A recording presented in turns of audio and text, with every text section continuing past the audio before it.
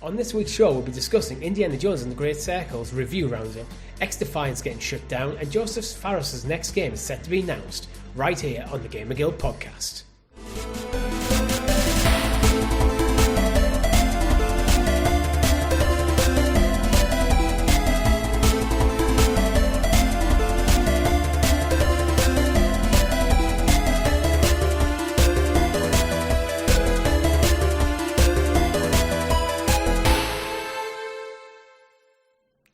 Good game, everyone, and welcome back to the GamerGuild Podcast, your weekly show where we round up all the week's video game stories and news for your listening or viewing pleasure right here on youtube.com/@GamerGuildTV and up there in the digital cloud on your podcast preference of choice.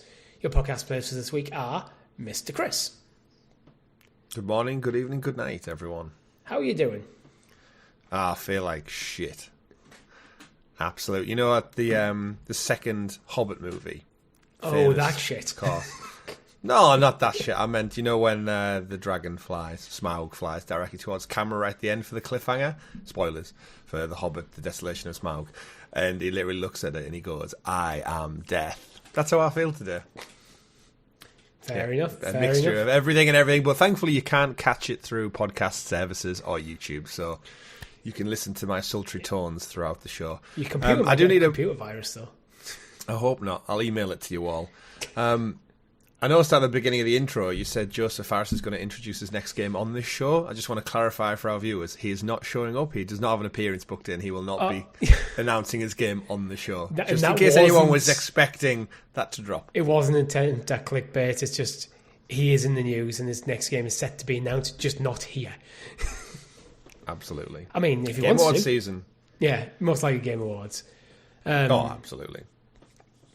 So, but before we get into it, don't forget to like the video, subscribe to the channel, hit that bell so you're kept in the loop of all the fantastic content here at the Gamer TV, such as Chris, Indiana Jones. You've been playing all the games. All the games. Well, not all the games, technically, because there's about 40 of them. If anyone is curious, actually, IGN did a really fantastic breakdown of kind of every video game associated with Indiana Jones throughout history. And it's just one of those, you know, those video, almost like documentaries that are just really well written, really well edited, little bits of comedy through in there, lots of great references back to the movies, and they use footage from the movies to kind of string it all together. And it was just like, it's about a 21 minute video, I believe, and it was just one of them where you just, you know, you get like an appreciation for really good video content creation. I know IGN are like the biggest in the world and they should have the best, but it was one of them where I quite happily sat and watched, all learning about all the old NES games, the point and click stuff. Goes a little bit into the history about the troubled making of some of the games and how some of them weren't really indie games, they were just licensed because the movie was coming out, and like all that like nice behind the scenes stuff that you wouldn't really know about. Is that not just all the Indiana Jones games before the Great Circle, though? Is it? I mean, yeah, they all have their back and forths, but It's just interesting to see, obviously, when the original movie came out in, like, 82. Is it 82? I think it's 82. It's like, video games were, like, literally in their infancy, and he like, obviously, his own franchise, as in Indiana Jones as a person, but the franchise has kind of stalled and started and had, like, these big gaps between it, and yet video games have came on so much, so it's interesting to see it culminate in the Great Circle, which we're going to talk about in the news. And just like how far video games have come from just a side scroller left to right NES game to like where we are now, and it's crazy to see. But yeah, I've obviously been playing through them all. Lego Indiana Jones 2 went up this past week, so that's my full playthrough. I was going to try and get Fate of Atlantis in, but I haven't had time with work schedules and stuff. I've been away and dying, of course. But but I'm hyped for the Great Circle. Comes out today at the time the show goes live on public feeds. Indeed. And we're going to talk about it. So yeah, that's all. That's pretty much it. I did check out Cristiano Ronaldo's, I think it's called UCL, free football game that dropped. I don't know if you've seen this. No, I don't think I want to. It's like a free-to-play football game. But he doesn't even play in the Champions League anymore. I mean, he also doesn't make video games, but he's got this. Yeah. And it's kind of, it looks okay, but it's one of them things where I played about 25 minutes of like an opening match. Doesn't have like a manager mode or anything. It's very much just online or co-op. Yeah. And the licensing, as you can imagine, is not very reflective of the real world due to everyone in agreement with EA Sports FC. That's the problem Pro Evolution Soccer always had and eFootball now has. I got about 25 minutes in and I was like, I'll stick with FIFA. Yeah, that Thanks. bad. Thanks, Cristiano. I mean, it wasn't bad. It was just, I know what I like, and that's the problem. It's a problem and a great thing that we've had with EA, FC and FIFA for decades now, is that it's just that like comfort food that you'll always go back to, no matter how crap it gets, no matter how much they tweak it or it doesn't improve year on year. It's a known quantity, and I'm such a stickler for having the right franchises, IP, branding, colours, schemes, names. Like, I remember going around my cousins and playing with like what was East? Is it East Ham or something? And like the Merseyside Reds and Merseyside Blues and Tyneside Black and White and Wearside. It's just like, get out of here. Yeah, like, get out of here. Come on. I think the only way to kind of topple EA Sports FC is to make a game that is objectively just better than it, which shouldn't be that hard because it's usually a bit shoddy, to be honest. Mm-hmm. But also have all the licensing. Yeah. I think 2K would be the best guys to have a crack at it because they actually have dominance in certain other sports areas like basketball. It's the value of the licensing though, so expensive.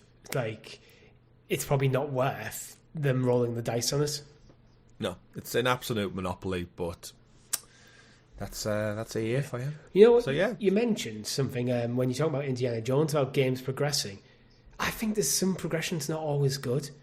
Because I've been playing some games. My girlfriend's been playing some games recently, and manual saves seem to be dying in some games. And it's like, I don't understand why. Like, Avatar doesn't have a manual save. Yeah. So it only has an autosave. So when she wants to stop playing, she has to sometimes have to do stupid shit like fast travel to try and force a save to happen. Yeah, and it's not like they only seemingly give you 3 slots as well. Yeah, and it's not like that's a game where having a manual save you could use to cheat things. Mm-hmm. But there's a few things I've seen a player recently. Is like, why doesn't this game just have a manual save? Like, yeah, there's a lot of stuff in the back end which I think is always just we'll never quite know. But it is frustrating because I'm one of those who I'll save it and then manual save it again just to make sure. Yeah, I think Star Wars Outlaws was another one. Maybe it's a Ubisoft thing. That's but possibly a bad thing to have. Like, if you're a developer, listen to this. Unless your game specifically can't have manual saves as a mechanic of how the game functions, have a manual save in there. Just as nothing else, it's that reassuring thing. All right, I'm done playing today. I'm going to go into the menu. I'm going to go save. I know it's saved because I can see it in the load screen. I can shut the game off confidently. I mean, back in NES times, you need a password, right, to get ahead. That was a limitation because there was no storage media, really. So yeah, they might even predate it, actually. They might not on this. Yeah, I used to remember I used to leave my console on around my grandparents. I might be for wrong. like 2-3 days in a row, just in the hope that it would still be on when I got back, so I could continue from where I left off. I might be wrong, but I think The Legend of Zelda might have been one of the first games that had a built-in save system. It was definitely Nintendo, I think, who did it with like a battery storage. I think it might have been the original Legend of Zelda because it was such a big game that I think they had to put a battery into the cartridge so it could have some like small amount of storage media so you could have a save. Yeah. And then look at us now. Yeah. Other than that, Chris, been playing anything interesting? I'm pretty sure I've been playing a couple of things, but you know when your brain just blanks. You're really not well, are you? What I'm playing? No. What did I play? I don't think I have played anything actually.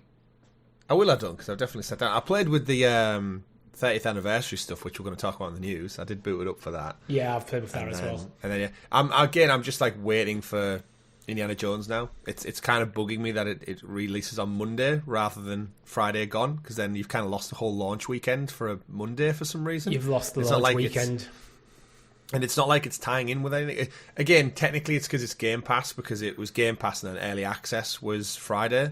Yeah, but they could have moved the Early Access to Wednesday or something. Yeah. And have it the full release on Friday. Decisions.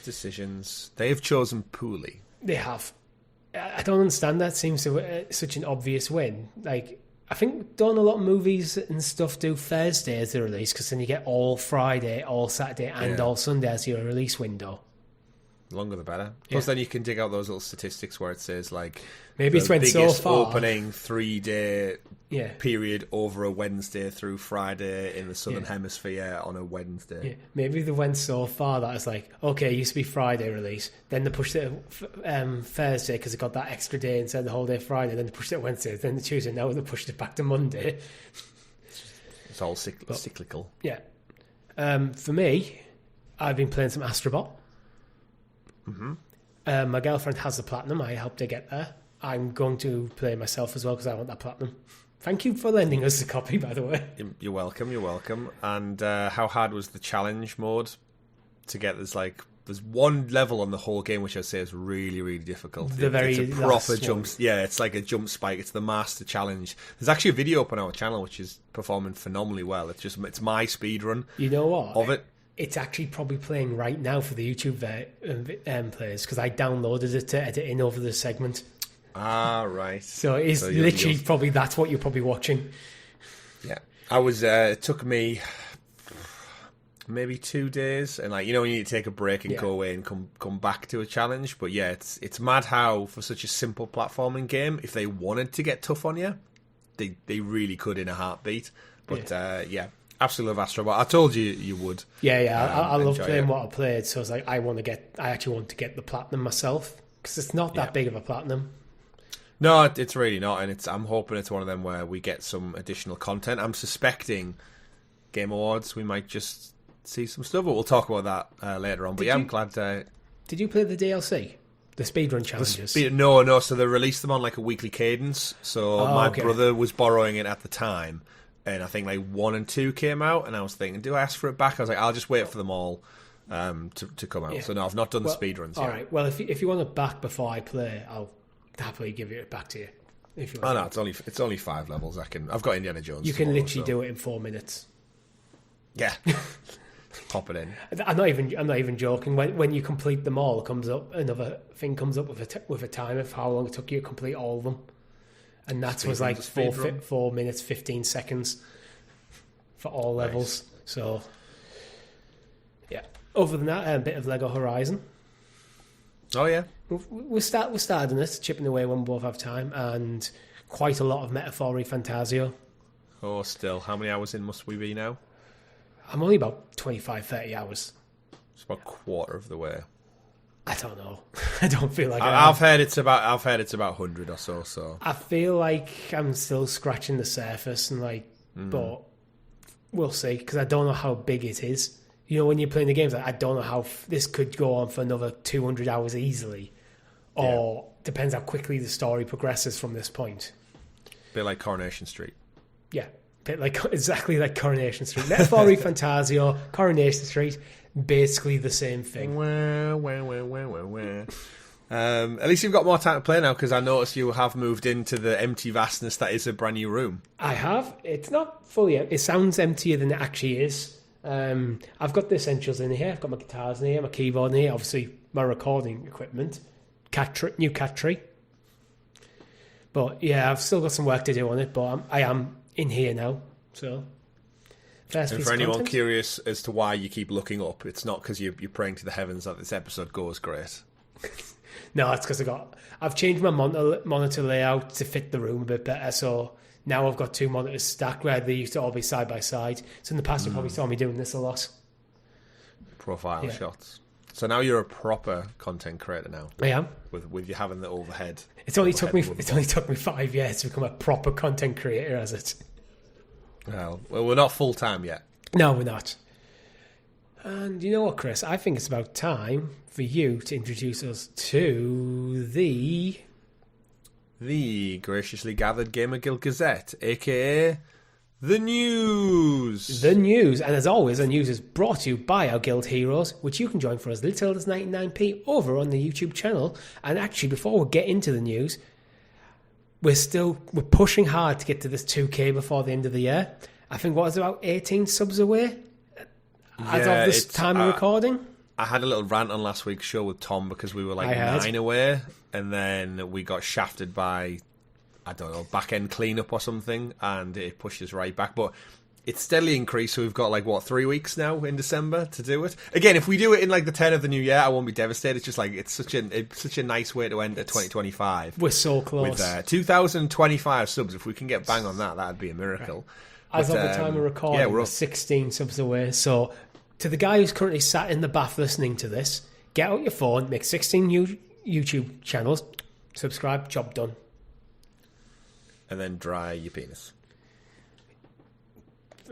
I mean, you can continue your bath if you like. It's up to you after that point. No, I'd like him to do it dry. Yeah. You can only listen to this podcast with a dry penis. Yeah. Them's the rules. Random side story about penises. I was at a family wedding. Last night. And probably why I sound so hot. No, it was just, there was two, I would say, younger gentlemen. So early 20s in the bathroom. Mm-hmm. Washroom, restroom, whatever. And I was just washing my hands, ready to go out. And two of them came in. I think they'd had a few to drink. And they were talking about age. I can't remember. I did only heard part of the conversation. But it was very much a case of one lad said to the other lad, "You're not even a real adult." And his response was, "Neither's your penis." Nice. Well played. And I was just drying my hands, walking out going, "You fucking idiots."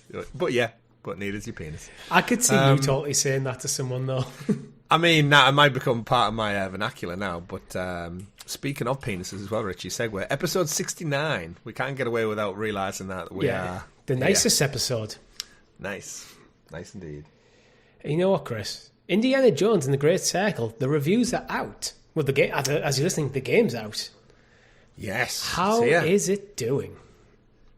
Phenomenally well. I'm so pleased because I was always going to play it and I was always going to enjoy it and I was always going to finish it, but I had my reservations based on everything I'd seen, and not that Machine Games and Bethesda and stuff weren't an unproven quantity.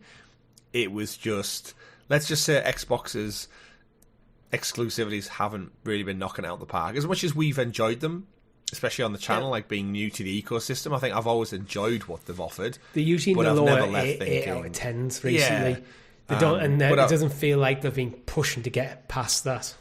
Yeah, but I've never left thinking that was the shit. That is my game of the year. This is something I'm going to look back on so fondly. And Indiana Jones and the Great Circle is currently sitting on Metacritic with a Metascore of 87 from over 53 reviews. And I'll pull from a few reviews, as we always do. Eurogamer gave it a 5 out of 5. They said, "The next Tomb Raider and Uncharted games certainly have their work cut out for them after this, as will whatever Machine Games ends up tackling next. But one thing is certain, Indie's legacy feels well and truly restored with the Great Circle, and that's the kind of mileage we can enjoy for years to come." So that's after the last two movies. IGN give it a 9 out of 10. They say, "An irresistible and immersive global treasure hunt, and far and away the best indie story this century. Indiana Jones and the Great Circle doesn't belong in a museum. It belongs on your hard drive where you can play the heck out of it." Games Radar give it a 5 out of 5. "Indiana Jones and the Great Circle is the best adventure this character has embarked on in over 30 years. Developer Machine Games has leveraged its expertise in FPS space to deliver an immersive, authentic, first-person adventure that is quite unlike anything you've ever played before." So just to give you all a taste of it, everyone's basically saying it's Indiana Jones with a Dishonored aesthetic, and I feel like Dishonored never quite got its flowers for what it was doing in the stealth exploration place. Dishonored always went down as more of a cult classic. It's very well revered, but didn't have probably the sales numbers to push it into that mainstream. Yeah. I like VGCs as well. We had a smile on our face from beginning to end. I don't think I even need to read any more than that. That is what you want from a game. Absolutely. And I think in a general consensus, I feel like if you're not an Indiana Jones fan, you still will enjoy this for what it is. But I think it's one of them where someone who's a huge Indiana Jones fan, I didn't even mind the last two movies, all things said and done. They are just action movies. They're nowhere near as good as the originals. They never were going to be, because it didn't have that magic that you had in, when movies were being made in the 80s. Yeah. It was just it was a revolutionary landscape. Things were happening, and we got some amazing. I mean, I would say the franchises we got out of the 80s and early 90s, they are the ones that stand the test of time today. There's a lot more, I think, I'd even include the 70s, and that there's a lot more experimentation with genre, and how they couldn't just do ridiculous. I think I've become numb to like a lot of actiony films now because they're so over the top ridiculous. I no longer find it impressive. Yeah, it is at the, like, if you think about Star Wars and 77 and this, like, if you wanted to do something and put it on screen, you had to get creative and it had to be physically real. So you had to have passionate people who had the determination and the will to actually put it into being a prop, a physical item, something that would translate to the screen and not look out of place. So things like a giant boulder chasing you down a corridor, or faces melting off from a biblical arc. To like Star Wars and entire fight scenes happening in space that you didn't have access to CGI. You couldn't just go, let's have a few X-Wings flying and blow up here. You had to do practical effects on a blue screen. Like, how do we make the sound of a TIE fighter? We've got this noise in our head. How do we actually make that noise? Yeah, and it can't just be a car engine or a jet engine. It has to be uniquely sci-fi. So... yeah, I think it's spurred people on. And Indiana Jones obviously came out of Spielberg and Lucas's mind, and as naturally Harrison Ford has aged, and he still looks great for his age. It's that in the beginning to the Dial of Destiny, the last movie, there's about a 20-minute window where they de-age him, and I kind of just wanted a whole movie in that portion of time because it is just ultimate Indiana Jones around about like the 1930s, 40s. And this game does that, and apparently Troy Baker smashes it out the park, no surprise with his voice acting. Everyone said he basically sounds like Indiana Jones, not Harrison Ford, not Troy Baker doing a Harrison Ford, but Indiana Jones, the character of Indiana Jones. He sounds like him from the movies. He hasn't tried to mimic everything that Harrison Ford did, but he's tried to mimic the kind of the character, the kind of how he delivers certain lines and all that kind of stuff. So it feels like Indiana Jones without getting into that uncanny valley area where it sounds a bit too close, but a bit off.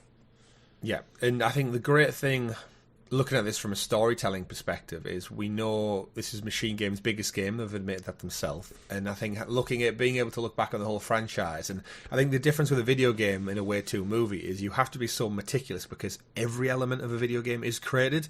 Stuff in a movie, you can just ad-lib it from a script, you can see how it goes on the day, you can do a bit of improvisation, and you're capturing it live in the moment. With a video game, it literally doesn't exist until someone codes it and creates it, so it has to be so much more meticulously worked through. I feel like that's given them the time to they've probably had so many meetings where they've stopped and checked the storyboarding and went, oh, actually, this doesn't work because it doesn't flow with the gameplay. Whereas you don't have to consider that with a movie. Like, how do you get from one area to the next? Like, what's the transition look like? Do we give them a puzzle? Do we give them an action set piece? Like, it's very similar, but at the same time, it's so different. And it sounds like this game is the perfect mix of the puzzles are apparently great, the exploration's fun, and like I said, the story is ultimately an Indiana Jones story. So I can't wait. I'm so happy. Yeah, I haven't really seen any negatives. I think there was one from... oh, where's it gone? Where's it gone? I'll find it in a sec. I think it was from Pure Xbox. I'll give it like a 6 out of 10. But they were kind of saying that the vibe didn't land with them, which seems contrary to everyone else's. Pure Xbox, ever since we caught wind of Machine Games making an Indiana Jones title, we've been excited by the prospect. But ultimately, we're a little disappointed in the final product. The overall experience isn't bad, and it successfully sells the Indiana Jones fantasy. Surely that's the main point, personally.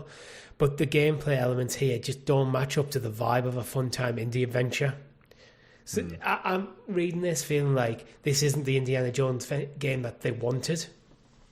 Yeah, but you could say that because it's first person. But I think you have to. Personally, I think you have to review the game that they've made, not the game that you wish they made. Yeah, it's always a tricky one with a natural inherent bias, because even if you're not a fan of the movies, or if you are a fan, you're aware of it. Like, he's in the public domain essentially, isn't he? Without the copyright infringement part, where I think everyone would know. It's like if you did a Star Wars game, even if you were or were not a Star Wars fan, you have some inherent bias because you live in the world where you can't say you've gone your entire life without hearing or seeing or knowing a little bit about what Star Wars is. So then imagine reviewing a game and being like, oh, I've never seen a Star Wars thing ever in my life. Don't even know what this is.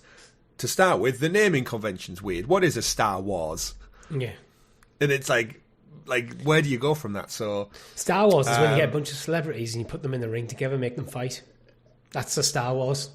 Could be a science fiction documentary. But what is a Star Trek? Like, again, it's so, like, you see what I mean? Like, you could get so granular.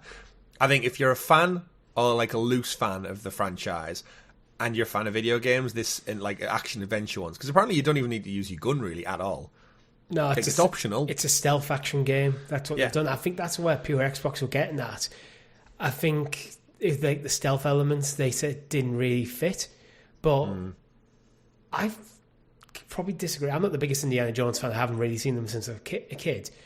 But I can guarantee you, in every single bloody movie, you got Indy hiding behind a cave listening to Nazis or something. He is sneaking around a bit in every single film. I mean, in the movies, there's a lot, like, which you can do in the game, is he'll knock out a Nazi guard or something, and he'll put their uniform on. Yeah. And I think in this game, like, you dress as a priest at the Vatican, you dress as a Nazi probably at some point, and the NPCs won't recognise you if you're dressed up. So, it's interesting how you don't think of it almost as a character trait, but you'd imagine he does have to sneak his way around because it's the real world. It's like Bond kind of has to as well, which is why I'm interested to see what IO do with Bond as well. Like, we could get a Bond game that has some great stealth elements because he's a spy. So it's interesting, but yeah, I can't wait for Monday. From IO, that's, you know what? Instead, most Bond games have largely just been first or third person shooter action games. We're going to make this. We're going to go heavy into the stealth elements. You are going to have to be a spy. But then when you get caught, you can shoot yourself out of trouble. Yeah, which you do. You get your gadgets and stuff out. But I've heard the whip's fun. Puzzles are fun. The voice acting's great. There's over 3.5 hours worth of cutscenes, which means it's longer than any movie we've recently got. So yeah, I'm just hyped, and it's one of those where I'm going to play it with my girlfriend because she's a huge wife, because she's a huge Indiana Jones fan as well. I'm looking forward to it. I'm away with work midweek this week as well, so I'll basically get it for a brief moment on Monday and then have to go away for several days. So it's like, oh no. But I'll have a first look up on the channel at some point. But yeah, I'm looking forward to it. Is this on your radar now, more so than it was before, or is this one you'll get to at some point, maybe over Christmas? I don't think I'll get to it over Christmas because I've got, as I mentioned at the start of the show, playing Lego Horizon with my girlfriend. I want to get the Platinum Astrobot myself. And I've got Metaphor Fantasio, so there's no time over Christmas. And I still need to sort my house out so I can sell it. Now I've moved my office and stuff over here. I now need to get back to sorting my house out and getting ready to be sold in January. So unless it's blew away in this wind we're having. I doubt so. I doubt it. It is a mid-terrace. It's also a brick house. Yeah. So, yeah, I've got a lot to do over Christmas, so fitting in another game on top of what I already got going, it's not going to happen. But it's always been on my radar as a game I want to play. Yeah. Especially because it's Game Pass, and the review scores very much probably pushed up the priority list. Yeah, it's close. So, like, 87 on Metacritic's close enough to 9 out of 10. I need to watch the films, but I want to watch all the films before I play. If only someone had lent you them all. Yeah, if only that had happened. Recently. It's just convincing the girlfriend to watch them. Yeah, and again, worst case scenario, Richie, you could have another crack at the whip in spring when it comes to PlayStation 5. Because this, for me, is now these reviews are coming in, I think I'm going to play it now, thoroughly enjoy it, but in a weird way, enjoy it without that pressure of trophies on me, which I very rarely get, knowing fine well come April, when they bring out a complete edition with DLC and all this on PlayStation, I'm getting that Platinum 100%. This is on my radar for Platinum in around April, May time. Little side comment. Xbox needed an equivalent to the Portal soon. Because although my Xbox is in this house now, it's right there next to me. Wait, it made it. It made the move. Right there. Behind my PlayStation. I still use my Portal all the time. Because rather than being sat in this office to play games, I'd rather be in the living room with my girlfriend when I'm playing. So although it's literally one wall over, I'd rather have an Xbox equivalent of a Portal to play Xbox games. Well, we'll get plenty of news on that. Hopefully. Maybe at the Game Awards. Maybe get a reveal. Maybe. But you know what we won't get at the Game Awards? An update on XDefiant, because it is done. They said it wouldn't happen, but here we are. Here we are indeed. So Ubisoft's shutting studios, laying off 277 employees as it pulls the plug on live service shooter XDefiant. That was I read that from a Eurogamer article. They had previously denied the closure reports. Are you surprised? Yes and no. I think from what we've played of XDefiant on the channel, and as someone who's on the Ubisoft content creator program, we get peppered with emails regarding XDefiant with like weekly drops, weekly promotions. So it seems like it's heavily influenced behind the scenes as like content. However, it has been a bit quiet on the seasonal front, and there's just this reality where you just don't hear people talking about it as much as you do. Like, even though we don't play the likes of Fortnite and Warzone and Apex, I feel like I still hear about them and read about them and see stories about them. And XDefiant was one that everyone said, yeah, it's pretty good. Like, it's like old school Call of Duty, but then we live in a world where we just got a Black Ops 6 and it blew everyone out the water again. So I feel like every time something new drops, XDefiant gets shuffled to the back of the deck again, and you can only survive at the back of the deck for so long. I think it's because there was nothing wrong with XDefiant. No. It was a very, very solid shooter, first-person shooter. The problem is Call of Duty. A lot of people who play games for just Call of Duty probably don't give a fuck about XDefiant. They're just going to buy the new Call of Duty every single year. So you might even argue that XDefiant is on par with Black Ops. But because one's got the Call of Duty branding and it's got that market saturation already, XDefiant doesn't have a look in. Well, because why take a attempt on a new game when all your friends are playing that one over there that already exists? Yeah. Well, secondly to that, it's also like a campaign. Yeah. But realistically, like XDefiant, it's pulled from the Tom Clancy world. They have more source material than you could possibly wish for to create and tell a story in this world. And instead, they went for an online-only, no campaign that pulls from characters from Tom Clancy's universe, like the cleaners from The Division and the cyber people from Watch Dogs. I don't mind that because it keeps the game focused on this is a multiplayer shooter. Yeah. I think Call of Duty needs to have a campaign because there's always had it. But not having a campaign, I don't think it's the problem for XDefiant. I think it is just that market saturation. And a lot of people tried it, a lot of people enjoyed it, but it wasn't enough. Ubisoft's chief studios and portfolio officer, Marie-Sophie de Waubert, announced at the end of XDefiant's development, despite an encouraging start, the team's passionate working and a committed fan base, we've not been able to attract and retain enough players. It's player retention. People have tried it and probably found it as comparable to Call of Duty, but that's the problem. That market, I think, is very saturated. To break into it, you have to be significantly better than something that's established in it to get enough players over. Otherwise, people try it, they enjoy it, and they go back to where all their friends are playing. Yeah, and it's back to right at the beginning of the show when I said about the problem Cristiano Ronaldo's currently going to have with his UCL game is that he's got I checked that it he out. Doesn't give a fuck. Oh no, absolutely, he's just a face for it. But checked it out, and then after 20-25 minutes, defaulted back to I prefer FC, and that's me. So there's no chance they're ever going to get any money. That was their attempt to get me in, didn't do enough, and now I'm back. And then the saturated market, it's such a different beast of a world that we live in now, where if you think when we were kids, like if you'd picked up XDefiant for your birthday, or a couple of your friends said, have you seen this new shooter? You'd have got it, you'd have done some couch co-op, you'd have probably done a campaign of some sort, and then we'd have played the multiplayer, but that's all you had. Whereas unfortunately, the other games are all free as well, so there's nothing stopping you and your mates going, well, don't we just play Warzone instead because it's better? And we know what we're doing. We've invested 100 hours in, we've already got our skins and characters and that. And I think that opportunity is very much, if you nail your launch, it can go through the roof. We've seen it with, like, if you get that traction behind you, it can work. And Apex Legends did it out of nowhere. If you remember, that was a stealth drop. It was like leaked on the Friday over the course of like maybe an awards ceremony or something. I can't remember. And then boom, it was like, it's out on Monday. Yeah, but it was like, oh shit. Apex came into as a battle royale when the only battle royales were Fortnite was still emerging, but it's still very kid focused. And PUBG was, if anyone wanted something a bit more serious and didn't like the Fortnite aesthetic and the building mechanics, but PUBG is a bit janky. And actually was probably only on PC at the time. So Apex Legends came out as the third choice in a market that was still growing.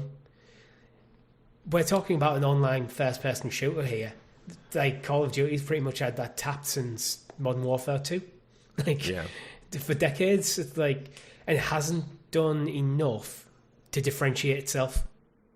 What does XDefiant do significantly better than anything else? That is, it's kind of, this is why you need to play that game over this. Yeah. It does everything well. It just, it's not unique enough. And this also goes back to Ubisoft seemingly trimming the fat for either a potential sale or buyout or just cutting costs. So that there's 3 studios gone. I think 2 are development studios, 1 is a publishing studio. But yeah, nearly another 300 people losing their jobs, unfortunately. Hopefully they can find work within the Ubisoft like kind of ecosystem. But it just makes me think of like all the games. Remember they had Hyperscape as well. That didn't survive a summer.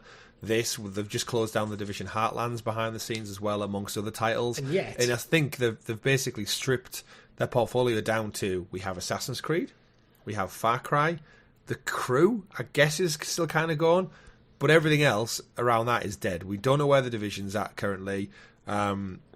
What's the other one? Skull and Bones is currently dead, out to water. That's gone and done. Beyond Good and Evil still there. Prince of Persia got delayed.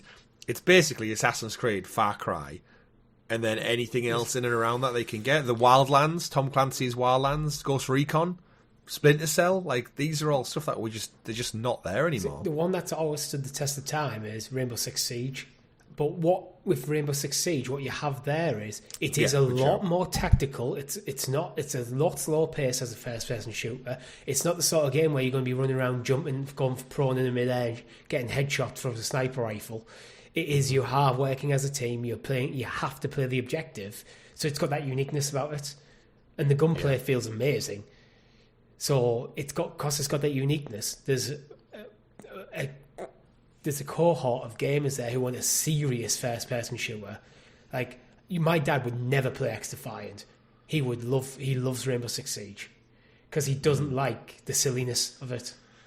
Yeah, like he doesn't mind team deathmatch, but if he playing team deathmatch as a sniper, he wants to find a tower, a nice location to settle and wait and be patient, as a sniper would. And he doesn't want 12-year-olds calling him a camper or whatever rude things they're saying nowadays. It's interesting. This is where I guess Battlefield, if EA is still going to have another crack at that whip, they could really, I think, double down on being like a serious military shooter. Yeah. Like, no neon colours. Like, the guy we were playing with the other night had, like, fire. He was like his flame skull head and stuff, and it's like, we weren't playing zombie mode. We were just playing online Call of Duty multiplayer, and that's what's running around. And it's like, you've kind of lost... You've lost your way a bit. Well, personally, I think, but there again, they sell gangbusters, so they haven't lost the way. They've found a way. But it is kind of annoyingly think in a world where a couple of years ago, I remember watching a video for like E3, they put out like how they'd gone and spoke to like military veterans, and the sound design was like so focused on getting every detail meticulously right. And then they have like pink neon skins where people are shitting out candy.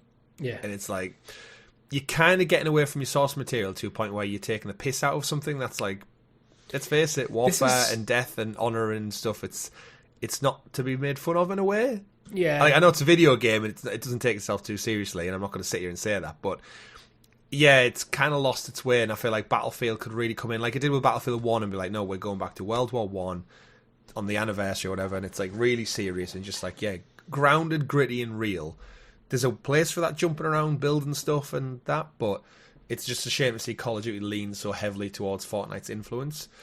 But it does look Richie like XDefiant is no longer going to be around to wave that flag anywhere. Indeed. I feel a bit sorry for Ubisoft because, I mean, in some ways I don't, because they're just clearly chasing trends that they shouldn't be chasing. They should be trying to...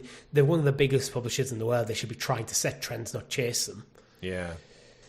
And the pun, why I feel sorry for them is the guys working on like Far Cry and Assassin's Creed, because every single one of these failures puts more pressure on them to succeed. Yeah, Assassin's Creed will be fine. Like regardless of all like the quote unquote woke stuff that's happening with the protagonists and stuff, it's Assassin's Creed in feudal Japan. It's going to be a massive RPG. It's going to look great, play great, but they've already delayed it because of quality. Yeah, but it's like Valhalla grossed them over $1 billion, so it's Yeah. like even at half that, they're still going to come in with a sweet bag of money. So, But are like the shareholders at Ubisoft going $500 million for Valhalla? We want similar performance out of it, because that isn't it. Could be, you might look at that and go, in hindsight, in 20 years time, might look at Valhalla and go, that was the exception to the rule. But yeah, perhaps. Well, this is why Housekeeping seemingly wants to take it private, and I know they've reported this week that they're having conversations with Tencent about like how that looks. Can they get investor money to kind of keep them safe for the foreseeable? Maybe I think they're basically waiting until Assassin's Creed gets here. They're fighting to get over that bump because they know that'll be a huge influx of cash guaranteed. So like, let's just hold off till Assassin's Creed. Like, we'll go from there. I mean, this isn't actually financial advice, and you should not take this for real. But investing in Ubisoft probably not smart.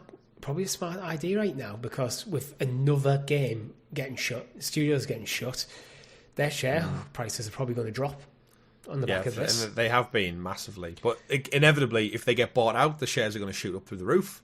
If Assassin's Creed comes out, they're going to go up through the roof. So it's like, yeah, if you've got free space, not financial advice. Yeah, no, don't take us. We're just a bunch of idiots on the internet. You should join as a member, though, from as little as 99p. That's some sound financial advice. It is. And you know what? If you have some spare money, don't invest in Ubisoft. Invest in a GamerGuild hoodie. It'll keep you warm. Your shares won't. Even though you missed your 30% sale opportunity on Black Friday. Yeah. Well, you might not have done, but we'll keep you posted on the sales as we hear about them ourselves. It Takes Two, Chris. Game of the Year? Back in the day? Yeah. When was it? 2023? No, it was surely before that. I don't know. It feels recent. Let's have a look. It Takes Two. But either way, Joseph Fares is rumoured... 2021. 2021. Wow, that young ago. Yeah. Joseph Fares is rumoured to be announcing that he is sequel to It Takes Two. Don't think it's going to be direct. It might not be a direct sequel, but the next game from his studio. And Billy Coon, the well-known leaker, is suggesting it should be out on the 6th of March. Wow, that's some very specific details. Yeah, he's quite good, Billy Coon. I think he's actually Jeff Keighley. Yeah, he might be. So I mean, he's definitely got his inside sources. We'll just think. He switches his Twitter account to his Billy Coon one. Goes, Joseph Fares' next game's coming out in March. Everyone goes, oh, he's always at the Game Awards. Let's watch the Game Awards. I mean, I wouldn't be surprised if tactical stuff do that kind of thing. But I don't know what to expect. You've played A Way Out, haven't you? Yeah, I played A Way Out. I haven't played It Takes Two. Yeah, I've played It Takes Two. I think I've both played with our partners, and I think they're very unique, bespoke games. I'm really happy it got Game of the Year back in 21, and EA obviously seemingly just happy to keep partnering with Hazelight and put out these games. I think Joseph Fares is a unique individual who plays his heart on his sleeves, but he creates good shit. So we'll see what it be. I think it'll definitely be a similar co-op, or they could totally pivot and do something completely different. Well, Bill Coon is actually saying that the game's title is rumoured to be called Split Fiction, and it will be another co-op only experience. I think that's a smart move from Joseph Fares. Keep his games co-op, couch co-op. These games are designed to be couch co-op, because there's something that kind of went away from the industry a bit. Yep. So, but by building the game to be couch co-op from the ground up, to go, you know what, this isn't a single player game that your brother can play with you. This is two people having to play the game together, or you can't play. And exploring what you can do there. Fiction or friction? Split fiction. Fiction. Do you maybe think two, like the same world, but one's in like a sci-fi world, one's in like a Wuthering Heights Emily Bronte style, and like somehow they have to jump between old and new technology to help each other out? Maybe. I was thinking almost like storybook kind of style. I don't know. It'll be quite whimsical either way. I'm thinking of like the play on words, like what does it mean, split fiction, jumping. I think it's something to do with jumping between genres. Yeah. But again, interesting, and I'm sure there'll be some quirky pitch to it. Remember the book from It Takes Two, like the Mexican influencer of love. Yeah, I think this, whatever this game is, especially with this leak now happening, is guaranteed to be at the Game Awards. Oh yeah, definitely. Joseph Fares is always there anyway, even if he doesn't have a game to talk about. So it just feels it's like Joseph Fares is almost a shoe. Is almost a shoe in. Hideo Kojima almost guaranteed to be there, or in there in some capacity, whether he's just announcing a podcast. Yeah. Do you know what we should actually point out, Richie? Who else is going to be there? Us. Oh yeah, we are. We not never physically. mentioned We're it. not physically going to be there, but we will be covering the Game Awards. When is the date again, Chris? It's this Thursday. And we'll probably go live again for those in the UK with us. Grab your nightcap, get a blankie, and get comfortable because it starts quite late. I believe it starts at like 12:30 in the morning on technically the Friday. In the UK. Yeah, so you want to get home on a Thursday evening, have your dinner, get settled, get a nightcap, as I said, settle down. We'll probably go live about 11:45, not to confuse people with dates and times. It's always better to get it ahead of midnight, just so it doesn't trick people on the countdown. We'll get in there, we'll chat around, do some predictions and stuff, and then when the show goes live, there'll usually be a pre-show, so into the early hours of Friday morning. So you want to be with us Thursday night late, through till Friday morning this week. And I'm quite excited, Richie, because I feel like it's been quite quiet, but as we go into, I would say a quiet year of video games, there's so many unknown quantities that we don't know about. I'm expecting some like decent reveals or trailers, or I know we always get like that, but I'm just excited for it. It's nice to sit down and just see about what the industry's got cooking for us for next year and beyond. Well, should we get into it? Because there's something that we're going to talk about today, Game Awards predictions and hopes. Do you want to just go into it now? Yeah, can do. What is the thing that you would like to see the most? For me, it's one of those where, because it has been so quiet and we don't really know who's to go, I feel like we've been saying time and time again, PlayStation must be sitting on something. I know we got Ghost of Yotei revealed, but they have about 8 studios working away on something, and I feel like we might get a tease or just like a splash title screen for something. You think maybe like a Venom or Wolverine? I mean, at that cadence, yeah, Wolverine's been a long time. If we go off Insomniac's track record, Venom should be out next summer. I actually don't know the order they're planning them to, because we knew about Wolverine before Venom, but they couldn't really announce Venom till Spider-Man 2 came out. Yeah, but then we had the leaks, didn't we, as well, which showed the timeline, so we know Venom's the next entry. But then just looking at the cadence of Spider-Man to Miles to Spider-Man 2, in the rate Insomniac pump out these games. Remember last time they also got Ratchet and Clank out in between. So they're churning them out. And again, I think the great thing with making a Venom game is the world exists already. So like in terms of making it, I don't think other than some cutscenes, some mocap. And again, remember Tony Todd, R.I.P., recently passed away, who voiced Venom. He was quoted as saying after Spider-Man 2 came out, he recorded hours and hours and hours worth of dialogue, and they only used about 5% of it in the Spider-Man 2. Yeah. So he did his mocap and his stuff and voice acting seemingly 2 years ago when they captured it all originally. So I think in terms of actually getting Venom out, I think it's probably a lot closer than we realise. And I think maybe in next autumn would be that perfect sweet spot for PlayStation to get an exclusive drop. But other than that, like aside from Insomniac, the other studios, what are they all doing, Richie? It's been so long. Like we always knew there was a Ghost sequel coming, which we've now got confirmation for. Yeah, Ghost of Yotei. But we can go through and rattle them off, and just like Blue Point's done nothing since the PS5 launch. Naughty Dog haven't done anything since Last of Us 2, which is 2020. We're going into 2025. So if they're not going to announce anything yet, is it not coming till 26? So that means a 6-year turnaround for a game. 7-year turnaround for a game. I think that is the timeline you're looking at. Is now you in the kind of 4 to 7 years average to make a game. But I still think PlayStation pivoting to games as a service, then pivoting away, has buggered them in terms of the first half of the PS5 generation. Yeah. Because that means if say Naughty Dog, their primary focus was say factions. For, say, 2 years, that is the main, have some other things bubbling on the surface, that's the main focus, then they scrap that. that means they're 2 years behind schedule for releasing the game, which actually I think is why we've had some of the remasters of The Last of Us games to fill the gap. Yeah. They're probably going, you know what, we've released one, it did well, get the next one. Let's plug these holes in our release schedule wherever we can. Yeah, it's like, I'm curious because it means we're probably going to get a remaster one or two. And you think, like, I know I always go on about like things like Killzone and Resistance and stuff, but at what point does Sony look in the back catalogue and go, we've kind of done a remaster on everything big, like we need to start looking further back or a wider afield? Give me an Infamous collection. Like, there's amazing games that could do with a quick polish and a promotion. I think they need to look at the PS3 generation, because the problem with the PS3 generation is getting them games running on the PS5 has been a problem. Yeah. Which means there's some games, not even just Sony first party, Sony like third party games.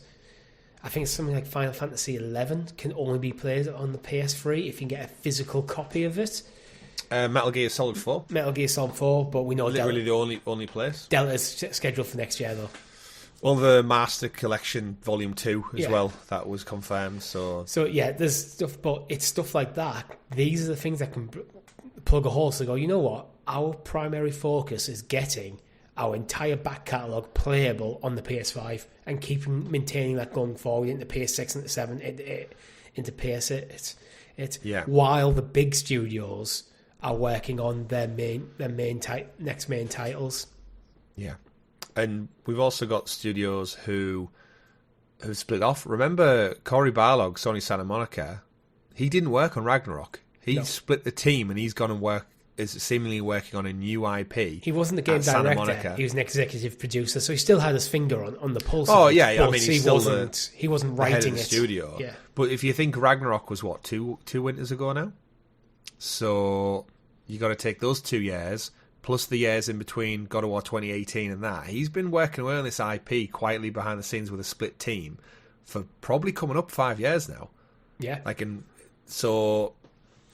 the thing is, with the PS5 Pro, most of the marketing of the PS5 Pro was around older games getting boosts rather than showcasing the newest games coming out. They must have had something lined up for the Pro launch, because I feel like they would have wanted, like when they were getting all the ducks in a row, you would have wanted to launch the Pro with like a big centre showpiece, surely. I think it's probably Ghost of Yotai. And if that's been quietly pushed back because they weren't ready, it's been pushed back out the launch window of the PS5 Pro. Or Death Stranding 2, that's next year, right? That's close enough. True, and but it's Kojima not. likes showcasing the best of the best. Yeah, but ideally you want a first-party one, not a third-party one. I mean, it is first-party for all intents and purposes for 5 years, if you look at the previous entry. True, but I think Ghost of Yotai, because that's the one we've had announced, I bet you they wanted that PS5 Pro launch. Because then that would have been out for this Christmas as well. Yeah. But then, that's the PlayStation side of things. Do you think we see anything from the other two? Yes. Do we get a Switch 2 announcement? No. I'd love it, but there's been more leaks, actually. It's not a news item, but I think a Kirby 3DS game's getting ported to the Switch. And this is kind of for me, this is stalling for time tactics. We need to keep content coming out for the Switch. Wow. What DS game have we got buried in the back here? Yeah, I think when I saw that article earlier today, that was kind of any hope of getting a Switch 2 announcement at the Game Awards went out the window. I also don't think Nintendo would do that at the Game Awards. They should, because they fucking win the Game Awards by doing that. Yeah, but they'll do a direct themselves.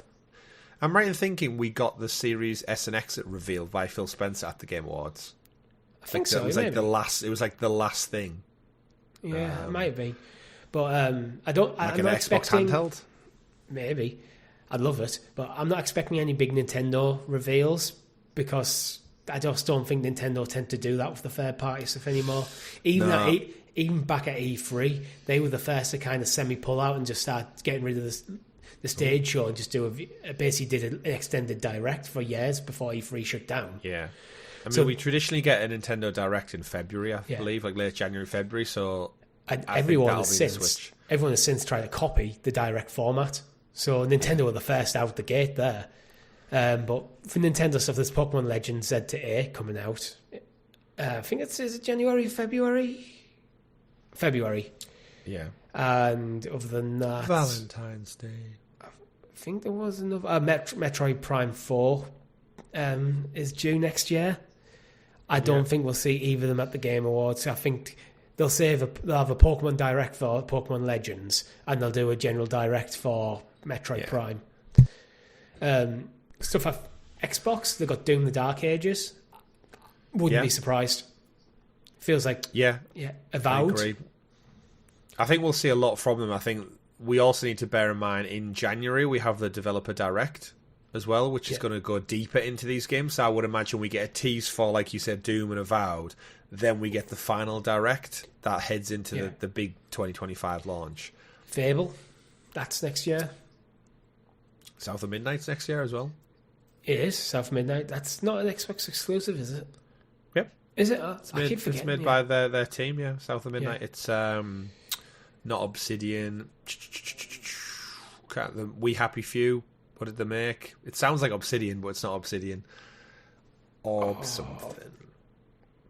It's blanking. It'll come back to me eventually. I'll think about it. But Compulsion in terms Games. Of Compulsion. Obsidian Compulsion. Close enough. In terms of just the Game Awards in general, though, I think Xbox have got a lot to bring, but we know about a lot of Xbox stuff. PlayStation, we don't. Nintendo, we don't. So it's like, come on, guys. Stop being so secretive.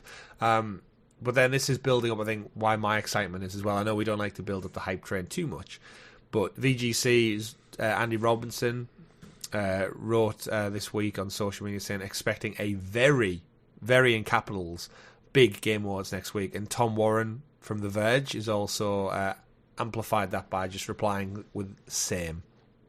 Yeah. So that's two of the, I would say, more trustworthy journalists in the industry bigging it up, and usually they try to play it down if that's the case. Yeah, so, I actually haven't heard Jeff Keighley trying to manage expectations yet. Yeah, he usually trying to dampen it a little bit, doesn't he? He goes, look, it's only so many partners, it's going to be this long. But the thing is, if he's got Death Stranding 2, that's him not playing it down at all. So, and it feels like Death Stranding 2 he would have. But he could also have Metal Gear Solid Delta. I don't think he will because of the Kojima relationship. Maybe. Unless they mend that bridge, like we've said before. It depends. Kojima might not just give up, might not care anymore because he's doing his own thing and doing very well. So he might have just optics of it, though, isn't it? Yeah. But there's things like Little Nightmares 2, Marvel 1943, Rise of Hydra, Mafia: The Old Country, Vampire: The Masquerade 2, I believe, is it? Yeah, 2 Bloodlines. There's stuff next year that's already announced for 2025 that we could see of. Terminator Survivors. Yeah. There's a lot of stuff we don't know about as well that's been radio silent you almost forget about. Remember there's an Iron Man game in the works at EA? Oh, God, yeah. There's a Black Panther one as well. Isn't that Ubisoft? Or is it EA? No, that's EA as well. That's a separate one. And you've got, again, Ubisoft could bring some stuff to the table as well. Like, Splinter Cell is being worked on at some point. We've got Assassin's Creed Hex. Assassin's Creed Shadows? Somewhere. I mean, yeah, they've got to piece together something, right? Just to be like, it's still coming. It's due in February, so yeah, it feels like being at the Game Awards. In and amongst that, you've got all the other indie people as well. I think we'll definitely see something from Judas, which is the guy, Ken Levine, who did Bioshock. It's his spin-off. Yeah. It's basically Bioshock in space. That's apparently amazing behind the scenes. And then, everything in between that we don't really know about, like all these indie companies that are working away. Embracer, you've got Crystal and Eidos have been doing stuff since Avengers shut down. That was a few years ago now. Could we get a Final Fantasy 17 announcement? Again, this is why I think it could be big, because I feel like a lot of them are keeping the cards close to the chest. Was it now 2 years since 16? You've got to go eventually. Yeah. It's about 2 years since 16. So an announcement for a game that might come out in, say, 2-3 years' time. It's about right. Yeah, it could be. I know they've had Rebirth this year, but they've also said they're not doing DLC for Rebirth because they're going to go straight on to Part 3. But yeah, I wouldn't be surprised. Persona 6, potentially. I think they want Metaphor to maybe have its moment first. Yeah, to be fair, Metaphor is basically Persona 6. Very different vibe, but mechanically, you can. It's an Atlas game. Yeah. But it's awesome, though. I'm excited, and it's so close, Richie, now. It's like, it's weird, because I don't know about you, but I don't feel like I'm in December yet. No, I know the Christmas stuff's out there and about, but it doesn't quite feel real. And maybe we're now conditioned after doing this for 5 years that the Game Awards is like our big, like, yes, it's Christmas. Give us all the gaming presents. And then we head into some time of work and stuff, and it gets darker and gloomier. Yeah. Talking about gaming presents, Chris, 30th year for the 30th anniversary of the PlayStation. Yes. 30. God, I feel old. Their themes are nice, though. It does feel nice. My one problem with the themes is they're temporary.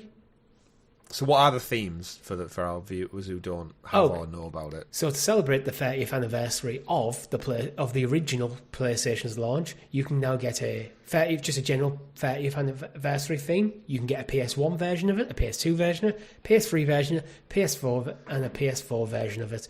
So to satisfy all your PlayStation needs unless you love the PSP or the Vita. Yeah. And for those who don't have a PlayStation, there are no themes. The PS4 was amazing for themes. Yeah, it was. And then the PS5 was like, oh no, we don't have any. It's just not. It's like Nintendo Switch with you can have black or you can have white. Take your pick. No way possible, Nintendo, after 8 years, to just get a colour palette choice in there. You just maybe have a yellow or a blue. It's a shame, because do you remember when they started experimenting a bit? I think it was like God of War, the original God of War, where you got the platinum and you also got an extra emblem, so you could use it as an avatar. Yeah. Really do more cool. of that shit. I've always thought it'd be cool if you get a platinum in a game. He's a theme for that game you played. Yeah, if it's a Sony first party, because that's a cool thing to have. Nice little token. Yeah. But yeah, for the different things, basically you were told if you want to reboot your console, something special will happen, and when you rest it does the original PlayStation intro sound effect with your logo and the little jingle. It's in your head right now, isn't it? Oh yeah, absolutely. I was so satisfying. And then you can basically pick between PS1 through to 4th anniversary, and it just themes it a little bit. The PS1 has the top banner, has the original console there. The PS2 has like the cubes, the amorphous cubes that float around in space with the sound effects. PS3's got the wavy lines from the PS3 when you boot it up, and you get all those just coloured wavy lines. PS4 quite similar, and then you've got their anniversary collection. But all of when you move around and navigate, I didn't realise how distinctly different, because you probably did the same as me, where you tried them one after another, back to back to back. I was hoping the intro boot sync, because we did PS1 first, would be PS2, then PS3, but it's all just PS1. All PS1. But I didn't realise how distinct the sound effects were until you hear them. You're like, the click and the beep and the sound. It's so generationally distinct. And I have little bits of nostalgia for each and every one of them. It's so crazy. Yeah. It's only really the PS3 I don't have really much nostalgia for, because I never had one. I never really played one. I know I've played yours a bit, but never extensively. Absolutely. It's another little celebration. It's a shame we didn't get a showcase or a state of play just on the anniversary, but they've definitely focused just on nostalgia with the Portal, the console, special editions coming out, the DualSense, and makes me hyped for 40 and 50. I think for the PS4 for the 20th year anniversary, they actually give you an original PlayStation full-on theme. Because I'm sure I've got it on my PS4.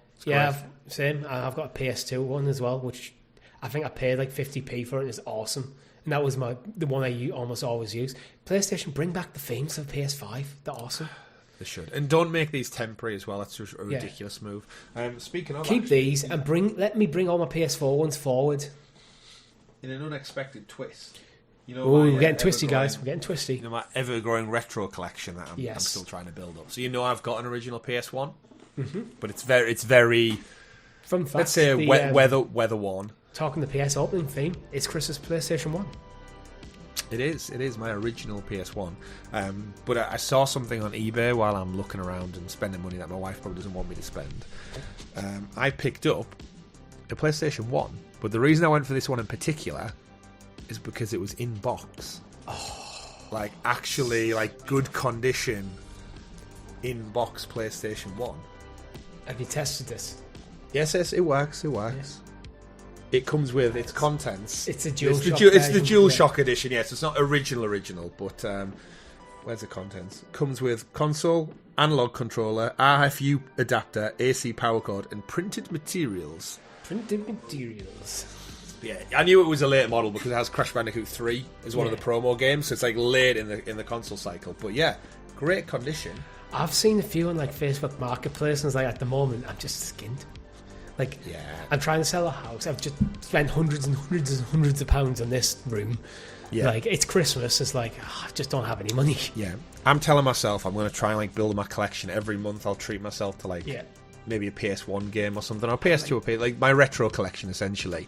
Although that one in particular, eBay from Cancer Research UK. Oh, apparently cool. They must get donated things and put them back up. I got that for less than £50. Nice. Which think of like not that I'm thinking of resale because for my collection, but that will be worth a damn sight more than £50 in the years to come. So if you're listening to this at home and you appreciate that, go donate to Cancer Research UK. You can donate £50. You can have a shout out for that, Cancer Research UK, for reasonable priced old They've tech. got loads of gaming stuff as well. Like I was almost tempted to buy a PS2 boxed one because again, it's the box is a big part of the collection where like you actually, I don't have any of my original ones prior to PS4 because I was just a daft kid. Yeah. You unboxed it, you plugged it in, and then the box went in the bin. You probably didn't even put it in your bin, you'd be parents. Yeah, just crumple the cardboard down. You probably ripped it up and chucked it across the room on Christmas Day. Yeah, I mean, I am quite delicate with my technology anyway, but yeah.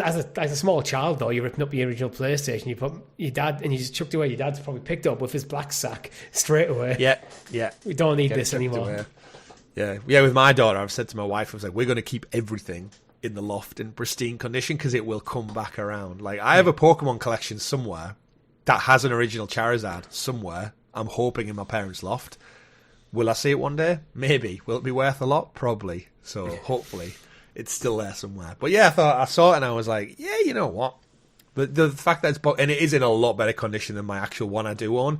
So I've got my own one for my own nostalgia, and I've got my collection one as well. So nice. Yeah, follow my adventure. I eventually do want to get. I don't think I'll be buying all the games like you are, but I think I'd like to have one of every console. It's cool. One day. But we're getting to a point now where it's like 30 years. Like, we'll blink and that original console will be 40, 50, and we'll be 40 and 50. Just think one day the PS5, people will be looking at the PS5 the same way you looked at that PS1. That's why I've kept my box. But until then, Chris, do you want to play my first Gran Turismo game? I've played many a Gran Turismo game. What's this one about? So my first Gran Turismo game is a new free-to-play game that plays tribute to the origins of the series' first game on the original PlayStation. It's part of the 30th Anniversary Collection celebration, and it will be available from December the 6th, which was yesterday at the time of recording. Out now. It's out now. It's a bit of an odd one. When I saw the name leak, my first Gran Turismo, I really expected like a child version, almost like a Lego-ified, like toy cars. But it's not. Yeah, the first thing I heard about it was it being free to play. Now, my immediate reaction to free to play a game is, no game is free. How is this monetized? And a game like a Gran Turismo, if that goes free to play, it's going to be monetized the hell out of because Sony want to make a lot of money. I haven't checked how it's monetized, but with it being part of the 30th anniversary celebrations, I'm actually expecting this to be probably a bit of a smaller title, but is just free. Yeah, it says it's going to be my first Gran Turismo. It's approachable for all skill levels, as the name suggests. Does have VR2 support as well, if you've got the VR2 headset. This isn't just about playing a game, it's about embarking on a personal driving journey, says Polyphony Digital President. We've made sure the experience is intuitive, allowing anyone to get behind the wheel and master the essentials such as cornering, braking, acceleration. By playing it, users will be able to build confidence one lap at a time, tackling new challenges that will steadily refine their skills. Now, there are 18 unique cars and several iconic tracks from the past series. Because it releases the best-selling game on the original PlayStation. It was something like 30 million copies sold or something like that. Yeah. But in terms of just this one, I think it won't have microtransactions. One, because it's like an anniversary thing. More so because I think the last GTA entry launched with like a season pass thing, and it got ripped to shreds for it, and they backtracked on it all, a bit like Star Wars Battlefront. So I think they've been burnt already for doing that. So I think with this being a celebration, it's not something they'd risk. I think there's a third angle why this probably isn't heavily monetized, and that's because they're almost billing it as a training piece of software. Buy this game. Well, don't buy it. Just download this game. So if you're interested in Gran Turismo but you're not good at racing games like us, you can play this game and it will teach you. It's almost like probably an extended tutorial. Teach you how to get good at playing racing games. So then when you jump into a mainline Gran Turismo, you don't feel completely out of your depth. Yeah. And I think it's a good move, actually. It's like, we've got all the shooters and the sports and this and that. It's like, actually, is there any free-to-play racing? It's like an introduction shooting. I think, yeah, if you pick this up like a demo and played a couple laps and a couple of races, you unlocked a few cars and you think, like, I'm enjoying this. There's a whole Gran Turismo game to go buy and play then instead. Yeah. Good move. You're playing this, and you start getting good to it, start getting having fun playing it, and then you can go on and play like Gran Turismo 7. 7's the recent one, isn't it? Yeah, I think so. Absolutely. Okay. Let's keep moving on. Sony are really pushing PlayStation tournaments. The first ever live event announced. And it's coming to London. It's coming to London town. When I initially saw this, I was like, we could go, Richie. We could go to London and take part. And then I realised, like, there's actually no games that I feel like I'm adept enough at to put myself forward. So the qualifiers have already began with Tekken 8 and FC 25. There'll also be qualifiers for Astrobot and Fortnite. I feel like Astrobot's my best shout at getting in there through a qualifying stage because I'm quite good at platformers. I don't think I've got a chance in any of them. I'm interested to just see the speedruns that come out of this. So this is, it's PlayStation Tournament XP, January 18th in London. And we know PlayStation have been interested in getting into the kind of the competitive e-gaming side of things for quite some time. They bought, what was the one they purchased about a year or so ago? It's one of the yearly rotational tournaments that they bought them fully. I can't remember it. I don't know. I don't pay that much attention to them, to be honest. I know of Evo, but it won't be that. I think it might be. You reckon? It might be Evo. Evo's kind of like the biggest fighting game one. It feels maybe it's definitely one of them. Yeah. Because I feel like Nintendo pulled out because they were like, oh, well, if PlayStation own it, we're not going to be there. And I think there was a big hoo-ha about Smash Bros. Maybe not being included anymore, even though it's like one of the ultimate esports games. But overall, I think it's good to see Sony as like a platform holder pushing this because I like to see video games spill out into the real world and actually have existence outside of behind like keyboards and mouses and stuff. As someone who is not an online gamer, I think it would be awesome to go to an event like this and just take it all in, watch the tournaments, play out, see what else is going on, like full convention style. Be surrounded by your fellow nerds. Yeah, I think it would be awesome. My issue is, I wish everything. This just comes from a guy living in the north. I wish everything wasn't in London. Yeah. London is very expensive to get to if you don't live in London. Mm-hmm. It's expensive to stay there. It's expensive to get there. Like, you pick somewhere more convenient for the rest of us. Occasionally, spread it out. Yeah. But yeah, it's. I mean, it could have been London. It could have been like. I'm sure every country has this problem. Barcelona, New York, whatever it may be. We've got a guest on the podcast. Is it guest gate crashing? Yeah. Who's this? This is Simba. Simba. Did the cat just break in or did you let the cat in? I let him in. He was crying at the door. Because he wants to be part of the PlayStation tournament, that's why. He does. He's pro. You should see him on Astrobot. He's absolutely amazing. That's how my girlfriend got the platinum. It was actually Simba. When he shrinks down to that mouse level with the cheese, it's like, I'm all about that. Yeah.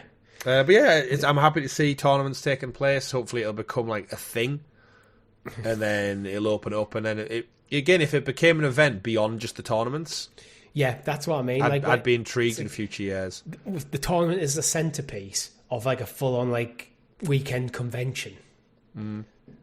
Like that'd be awesome. Like, cause I went to Comic-Con in Liverpool and there was a gaming area advertised. We went up to it and there was a few. It was maybe like a dozen retro consoles just out the way, and it's like this is kind of lame. You know what isn't lame, Chris? despite it not being the best kart racer of all time, Crash Team Racing. I'll take you to a PlayStation tournament on this one. You'd win. I would. I mean, I wouldn't win against anyone remotely competitive because, again, there's a trick to it. But in terms of Crash Bandicoot games, what's this all about? Crash Team Racing has come to Game Pass, and we were actually going to stream last week Crash Team Racing, but someone was ill. Sorry, everyone. It's I saved my voice for this show. It's true, but it's probably on the cards for this. No, because we've got Game Awards, haven't we, this Thursday? We might have a dabble before we go. We've got to kill some time before the actual Game Awards. Yeah, we could jump into a race or two, perhaps. This is why people need to follow us and like and subscribe and stuff so they know when shit's happening. Or maybe go to our Discord. And actually, talking about Discord, welcome to all our new members. We've had a lot of people. Yeah, we've got quite a few of them. Yeah. So you were most welcome here. Eating your chair. Yeah, he is. He's just being a bit needy at the moment. But, so yeah, Crash Team Racing Nitro Field has come to Game Pass. It's out. It is out. It's out now. Again, expect as part of like the Activision Blizzard King, we knew these were going to trickle down. It's a welcome accompaniment to Game Pass. It's there now. So this is the remaster of the original PlayStation Crash Team Racing, which has then got added elements from Crash's Nitro Kart in 2003 and Tag Team Racing in 2005. And they kind of bundled it all together into one modern game back in 2019, which is baffling to me. 2019? Yeah. I remember this coming out. It's kind of mad to see stuff like. But then again, 30 years of PlayStation, so yeah. It's a great kart racer. It's if you like Mario Kart, you'll absolutely love this one as well. It's got a couple of more elements to it in terms of like drifting and boosting as well. So there's a tactical element to the gameplay. Crash Team Racing already had that. I'm sure it did. The original. It did. Yeah. So I'm just bundling it all together into like why you should play this. If this is the new features to it, and it's like no. This is just like what the game is in general. If you're a fan of Mario Kart, this is why you'll probably enjoy this one. I mean, this is its ultimate form. It's interesting with the Crash, same with like the original Crash trilogy, is because they're so close to the original. Why would you go back and play the old one other than for nostalgia? Because this is better in every way, shape, or form, and it's just the same. Yeah. Yeah, so, some people do like just the original versions of stuff. Sorry, I'm just fighting against a cat here. Can you fight against a Croc, though? Not yet. We can't yet. Because Croc, Legend of the Gobos... Gobos? No one really knows. I think I used to say Gobos. Croc, Legend of the Gobos. I've always said Gobos. But the remaster's been delayed to Q1 2025. Instead, it was due out in December. Which, not a massive delay, but could be March. I mean, now we're already into December. It seems like it's like a no surprise kind of scenario. But then at the same time, I don't mind because it's a remaster of an old game. So it's like if you miss your release window, it doesn't really matter because you've the game's been out for 27 years. Yeah, it's not like it's like, oh no, we'll have to wait another like couple of days. Literally, message from Argonaut Games, the developer. Dear Croc fans, we have an important update regarding the release of Croc Legend of the Go Balls remaster. After careful consideration, we've decided to push the launch into Q1 2025. The decision was not made lightly, but we believe that a little more time is needed to add final touches and to ensuring the game meets the high standards that we aspire to and which you deserve. We understand that after 27 years of waiting, this news might be a little disappointing, especially with the festive season coming soon. However, our goal has always been to deliver a game with the quality and polish that will truly delight. We appreciate your patience and support as we work to bring Croc back in the best possible way. Thank you all for your understanding and continued enthusiasm. We can't wait for you to experience Croc's magic once again. Croc's magic. I feel like they're getting a bit ahead of themselves. I like the bit where he says after 27 years of waiting, because that's probably how long it's been since a Croc game. Yeah, it's no surprise. Again, like the Crash Bandicoot games set the gold standard for platform remakes. Like they were just so pristine and brilliant. Then I guess I expect nothing less than this for Croc. But at the same time, it's like, you know what? The reason I'm not surprised by this delay is because of how quickly announced it to launch date. I think we only covered it on the news like a couple of weeks, months back, if that. So then to be announced coming out within like such a short turnaround, it was always a bit like, I thought it would have been like maybe coming 2025, and then it's ended up coming 2025 anyway. So it's like, don't rush it. You've had time. Take more time if you need to. Yeah, take as much time as you need to. Like, I'd rather a game be delayed and be good. Absolutely. So, rounding out the show, Chris, with Hitman is still going strong, with Jean-Claude Van Damme dropping as another elusive target on the 12th of December. Yes. I'm surprised this is still going. I guess this is IO just kind of trying to get a little bit more money in the door. Like, as they build towards their James Bond title, just team up with random celebrities, have a little tongue-in-cheek humour towards them. So he's called the Splitter because if you remember, Jean-Claude Van Damme is commonly known for doing the splits in a lot of his movies. He does like the high action kick. So his character name is called the Splitter. They did the same with Sean Bean, was called the Undying. Yeah. If you remember, because he dies in everything he's in. So there's a trailer out for it.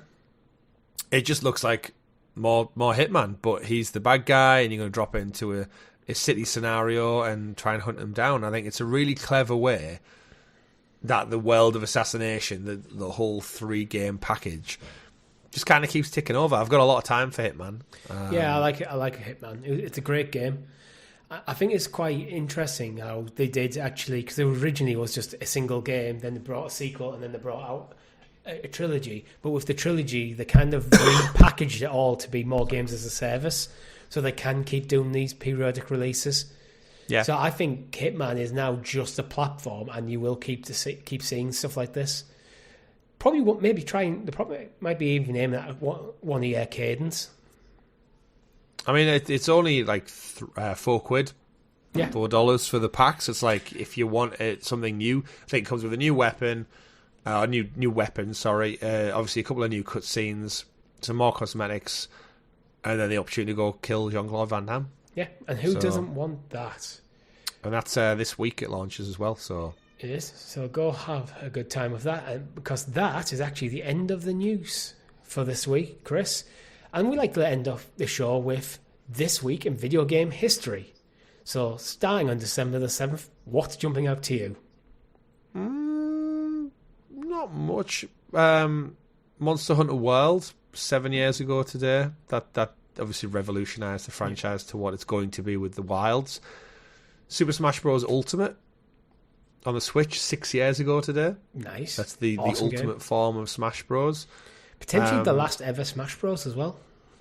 It won't be.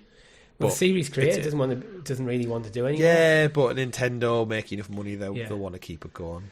Legend of Zelda Spirit Tracks, which I always feel, because it was on the DS, and the DS games were using the stupid stylus to play, which they did well, but it was also weird, kind of the kind of black sheep of the Zelda games, mainline ones. But it's fairly quiet. It is. I guess it's similar to we're at the time of the year when I feel like you don't get that many big releases nowadays, because it's the big Christmas Nintendo lead up would have happened. Yeah, the big November release is gone. Demolition Man on the 3DO, which is the Wesley Snipes Sylvester Stallone movie, was released 30 years ago. Demolition Man, I can't even imagine what that looks like to play. I'm guessing it's terrible. It's probably just, again, that's the movie, but the game will just be like a 2D side-scroller like most of them were. Like, back to the Indiana Jones conversation right at the beginning of the show. You basically take your IP, put some great box art on to entice people into it, but the game is literally walk left to right and maybe hit a few generic things that could loosely look like they're from the movie. Yeah, it's Loki's turn to join the podcast.